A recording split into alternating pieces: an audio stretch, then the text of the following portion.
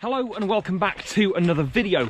You join me here today as I leave the village of, you guessed it, Dufton, for probably the third or fourth time in the last couple of weeks I've been making these videos. The reason for that is Dufton is basically the closest village that I've got access to the mountains. It's about a 10-minute drive away, so it's kind of worth doing it at the moment, especially to get that exercise and really come into the Pennines and explore more. Now, I will be passing Dufton Pike today, which I've done in a previous video. I'll link that in the description.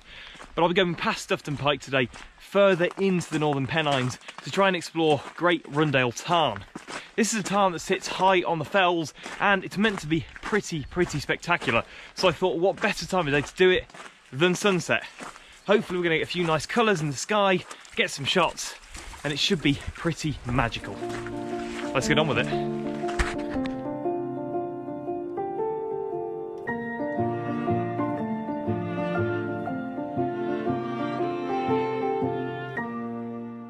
Now this is actually quite a different video to what I had planned for today. So originally I wanted to go up Great Rundale Fell. Now Great Rundale Fell has got a massive orb basically sat on top of it and it's absolutely incredible. Now 75% of the time that orb and Great Rundale Fell is sat in really thick cloud cover. Today it's not. You can see all the way up to the lakes, clouds really high, brilliant day to get up it. Only problem is, the last 150 metres of Great Rundale Fell at the moment have got a serious amount of ice on it. Like a serious amount of ice. And it's not really something that I want to tackle, especially in the current climate as well. You know, those fells are dangerous at the best of times. When they've got snow and ice on, I don't want to have to make a call out to mountain rescue and gone, oh, I've been stupid enough to go up Great Rundale Fell where it's covered in ice. You know, regardless of the kit I've got on, if something goes wrong, they're going to have to come out and I don't really want that. So it's kind of one of the restrictions at the moment really with walking, and I'm sure you're experiencing it as well, is even if you can get into these places, you have to weigh up what you can and can't do. You know, you should always be aware of your safety in the mountains, but now more than ever, it's not worth risking it and then putting, you know, 16 other people's lives at risk when they have to come out and get you and potentially, you know, obviously spread something you don't want to. So that's why we're heading up to these tarns today, and not Great Rundale Fell, but hopefully if we get any luck and that snow starts to go over the next couple of weeks, and we might get up there because the views are just extraordinary off the top. But I am equally very excited to get up to these tarns today because, as I said, they are meant to be genuinely magical, just sat high up on top of the fells.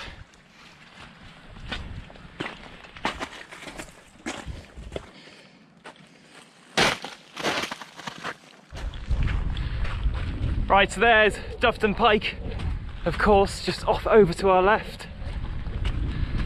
Absolutely fabulous walk that is.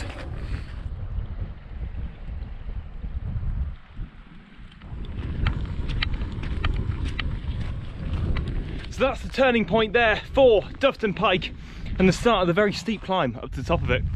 This path, I've never walked before, I've never gone beyond that gate. What I do know about it is it's a relatively good track most of the way to the top. The last little bit is open access, so we'll see how it goes. But what an adventure into a new area of the Northern Pennines I've never explored, and hopefully up to some truly spectacular tarns.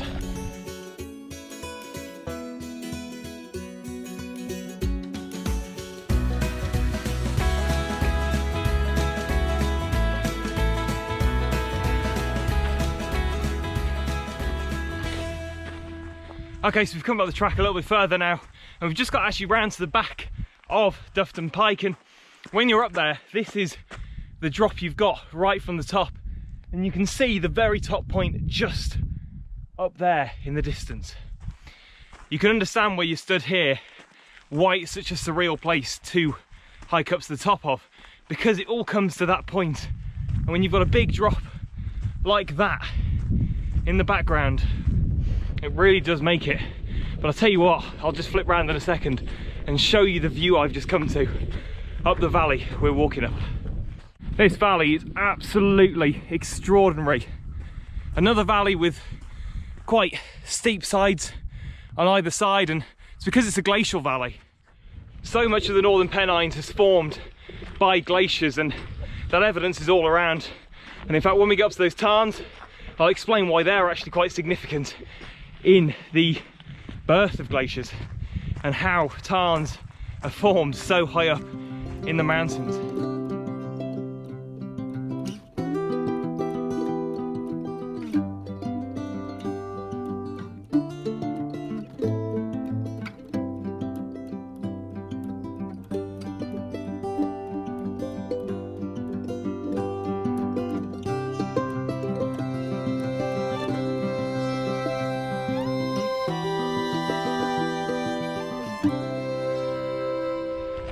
It's amazing how much ice is on the track, and coming up this has actually solidified that thing in my mind where I went, right, I'll leave Great Dun Fell because of the ice, because we're at about 550 meters here, so not really that high. You know, Great Dun Fell I think comes in at 843, so nearly 300 meters higher, and actually we're starting to get to where there's a bit of leftover snow, so you can imagine another 300 meters on top of this, and I imagine it would have been absolutely lethal.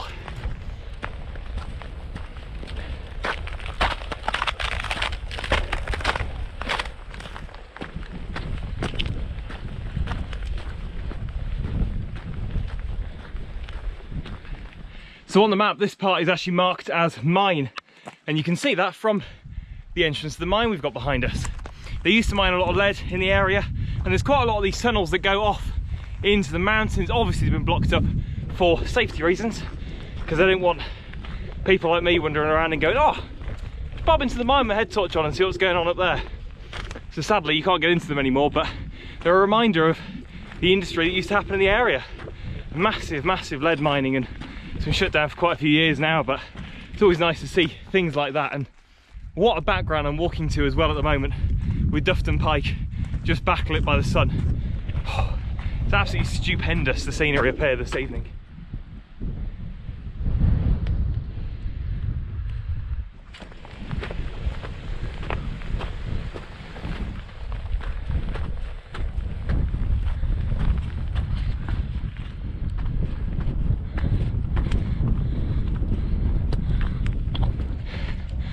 Luckily, this is starting to level out now, which is good news, because my legs are really burning. I've been out and done, well, I don't know, probably about 30 miles over the weekend. I'm now absolutely floored, to be honest. So this is kind of a bit much. I didn't expect this last section to be so steep, but as I said, it's leveling out. So hopefully we're going to come to the tarn soon, and I won't have a heart attack before I get up there.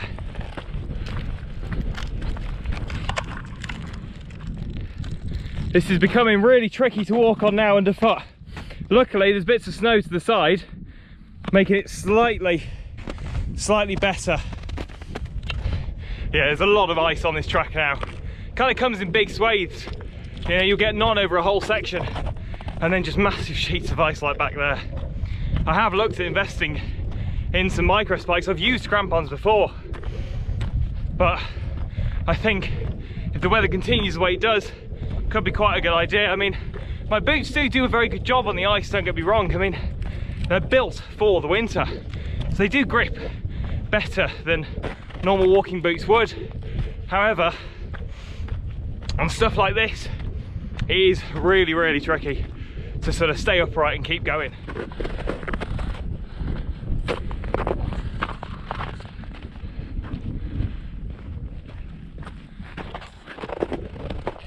So this is the shooting hut, which is directly across from the tarn, which is literally just over there. But I tell you what, these things can get really fancy. You know, considering these were just meant for people to have a rest in while they're having a shoot. It's incredible what they've managed to build, and you can see the quality that's gone into the windows, the doors, really brand new. They obviously just upgrade them over the years. But there's a lot of money in shooting, so you can see why they build stuff like this. Sadly, there's no one in there making me a cup of tea, so we're going to carry on to the tarn. They obviously lock them, which I'm kind of in two minds about some of the time, because, you know, if you were lost up here on the fells, or it came down to really bad weather, something like this could save you.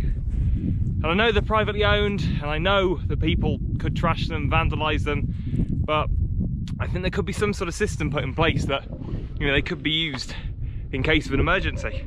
I don't know, what do you think? Have you ever thought that when you see these shooting huts? Because they're kind of little bodies in the mountains and the fells. You know, and that really could be a saviour to someone who is completely lost.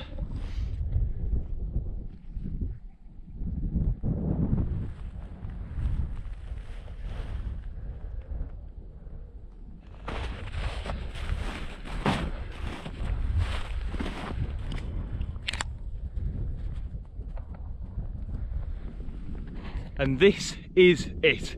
This is the tarn we've been coming for. How beautiful. At sunset as well, with the colours just bouncing off the ice. A subtle hint of orange coming over the horizon. And I said on the way up I'd explain how tarns are formed, and this is it. So a tarn is obviously a pool of water, but it's sat in a geological fault called a corrie. A corrie is basically the birthplace of a glacier. What happens is over many, many years, snow collects in a certain dip, such as this one. It compacts, turns to ice. That ice starts to build and build and build, and eventually the ice will overflow and start running down the valleys. You forget, glaciers are moving all the time. They're not still pieces of ice. They are moving rivers, moving slowly down the valley, and that's why they melt, that's why they progress, they move down. And if it wasn't for global warming and other factors that come in, they would permanently keep doing that same process of freezing at the top and gravity moving them down the valley. Now obviously the Northern Pennines, huge area for glaciers, and this is just one of those corries. And it now just sits with a pool of water in it, and obviously it won't see a glacier anytime soon because the summer will come, it'll melt away the ice, and it all goes away again and then comes back again next winter. But it's just really interesting looking at this huge pool of water and imagining that what would have stood here would probably have been 100, 200, 300 metres thick glacier waiting to move its way down the valley towards the ocean. What an incredible geographical feature in the Pennines.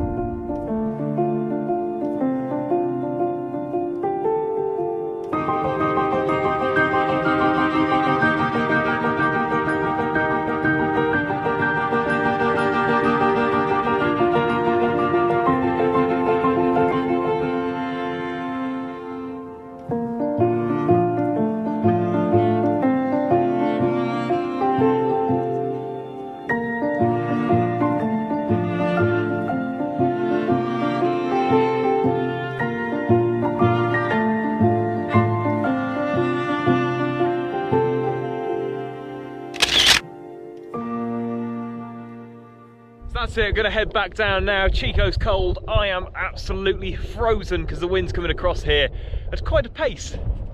But I tell you what, I'm so glad I got to come up and see Great Rundale Tarn.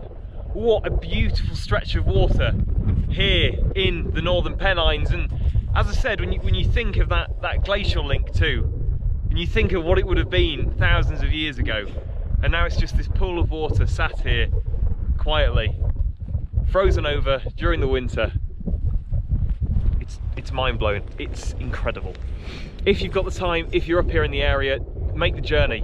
You know, come past Dufton Pike, do it on the way down, and come up and see Great Rundale Tarn, because it's just staggeringly breathtaking to be stood here right now. I'll see you soon.